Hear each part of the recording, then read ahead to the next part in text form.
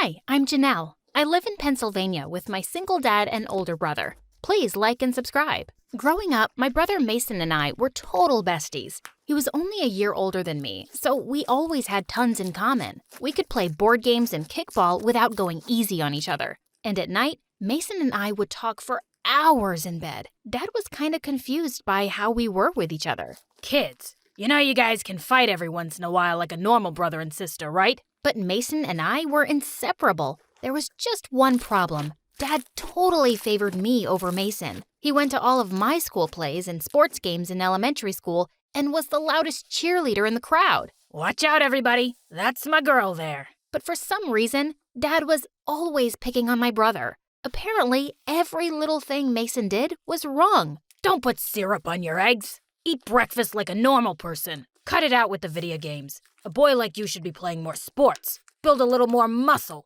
Mason was really skinny and small. People often thought I was way older than him. He would always come to me whenever Dad would upset him. Why does Dad hate me so much? What's wrong with me? Nothing's wrong with you. You're perfect. Dad's just weird. But halfway through 8th grade, I got a taste of what Mason was going through. I had a huge growth spurt, and suddenly, I was taller than all the boys and girls in my class. Everyone started acting like I was some alien. Have you ever bumped your head on the ceiling? What? That's not even possible. I can barely see past her chin. But Mason always came to my rescue when kids were annoying me. Who cares if Janelle's tall? She looks older and prettier than all of you. But deep down, I think Mason was relieved that my life wasn't perfect at school. At least we were more equal that way, because at home, Dad seemed to love me even more now because I was so tall. Tall people can get anything they want. She could be a supermodel or a basketball player. Endless possibilities.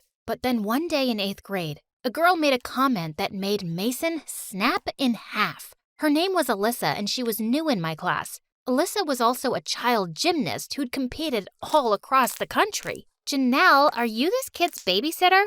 How come he's always with you at school? Janelle isn't my babysitter. She's my sister. And I'm 14 for your information. I'm a year older than her. Mason stormed off, his eyes on fire.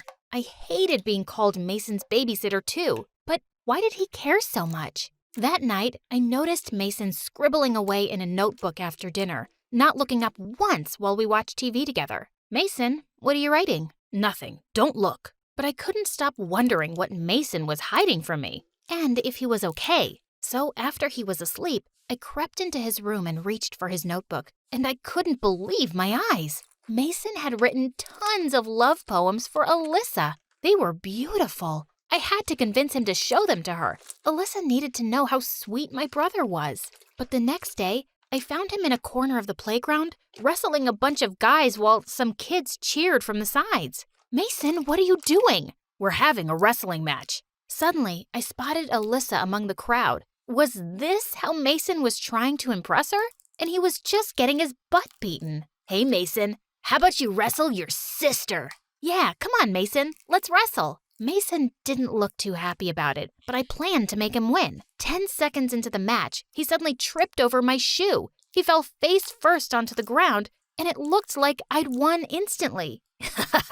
How does it feel to lose to your own sister, dude? He literally fights like a girl. Mason turned bright red. He dusted himself off and glared at me. What's wrong with you? How could you humiliate me like that? I was gonna let you win, but you tripped. Mason walked away angrily to pick up his backpack, but I got to it first and pulled out his notebook. What do you think you're doing? Give that back. Look, I know it was wrong, but I read your notebook, okay? And I know you were just trying to impress Alyssa back there. If you really want to do that, do it with this. How dare you read that? And you don't know what you're talking about. I was just worried about you. You can be mad at me later, but come on. Just tell Alyssa you love her. She has to see these poems. Suddenly, someone snatched the notebook from my hand, and I turned around to see it was one of Alyssa's friends. And she was also standing right behind us with her mouth half open. With my newfound talent, he decided to become my manager and did everything in his power to connect me with agents and institutions that would help me get to the top. You need to compete in every national competition, Janelle. Who knows? In a few years, we'll be in the Olympics. I'm gonna make you a star, honey. Mason, on the other hand, decided to take on playwriting. Every day, he'd lock himself in his room and write for hours. Most of the time, we barely saw him. Eventually, he went crazy. 4 a.m. tomorrow, ladies. Last one to arrive runs 10 laps around the gym. Please, do something. I know it sucks, but I have to get that money for Mason. Let's go, come on. On the day of the competition, I waited by the gymnastic bars while Alyssa did her routine. This was it. Come on, Alyssa, you can do it. But just as I yelled, Alyssa slipped from the top bar and fell on her arm. Everyone was gathered around Alyssa as I ran forward and tried to squeeze my way to her. But suddenly, Dad pulled me away. Listen, honey, the medical team is looking after her. She'll be fine. The competition is still going on. You need to focus. But Dad, I have to see if Alyssa is okay. I'll do that. Don't you worry about a thing. Now go. My team had lost tons of points because of Alyssa's fall, but when I did my routine, I earned them all back. We actually ended up winning. I stood on the stage with my team and received a medal and the cash prize. Mason could go to school now. But I couldn't stop thinking about Alyssa, and I ran off to visit her at the hospital right after the competition. But when I arrived, Alyssa was already there with another visitor, my brother. Mason, what are you doing here? He came to check on me right after I broke my arm. Mason's been with me all day. Alyssa, you know I would have come for you too if I didn't have to perform. Just then, Mason saw the medal around my neck. You won? You didn't come to visit your best friend because you wanted to win? What? No, I wanted to win for all of us. You want to know why I fell, Janelle? The doctor said it was because of exhaustion. I've been competing all my life, but you and your dad pushed me so hard because all you two care about is winning at any cost. You're the reason I got hurt. But I never wanted this to happen to you. I was just trying to help Mason, but I guess I went too far. I left the hospital and ran as fast as I could to the gym. The lights were out and it was empty. I sat alone next to the bars and cried until my head hurt. Then suddenly my phone rang and it was Dad. How's my star winner? Your star winner is horrible. Alyssa broke her arm and it's all my fault. I put too much pressure on her. But look how you shone, darling. Alyssa caused you stress, and you performed better than ever in that situation. Are you kidding me? You're the reason I was stressed. You wanted me to win so bad so you could have some trophy daughter to brag about. And if I didn't win, Mason couldn't go to school. I know his dreams mean nothing to you, but they mean everything to me. I hung up the phone before Dad could answer. I ran back to the hospital to talk to Alyssa. I know you're mad at me, but I really want to apologize to you. It's okay, Janelle. I'm sorry I got mad before. I know your dad was the one pressuring you and that you were really just trying to help Mason. Really?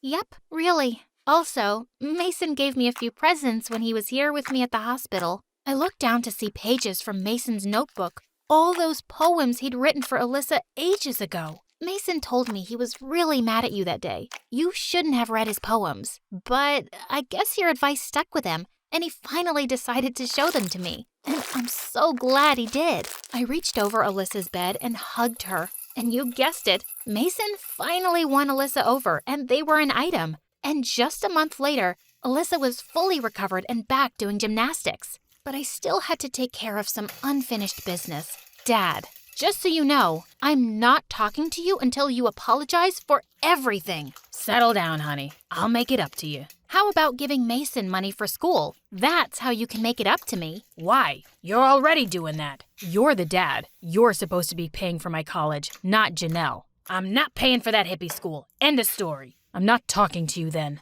Don't be a drama queen. Your sister doesn't whine like you do. Dad, if you can't support Mason's dreams, I'm not talking to you either. Mason and I both distanced ourselves from Dad, and I paid for Mason's college. While he was becoming a professional writer, I traveled all across America competing in gymnastic tournaments. But one day, I received a surprising email from Mason's university. It said that he hadn't been attending classes for weeks and hadn't been responding to any of their emails either.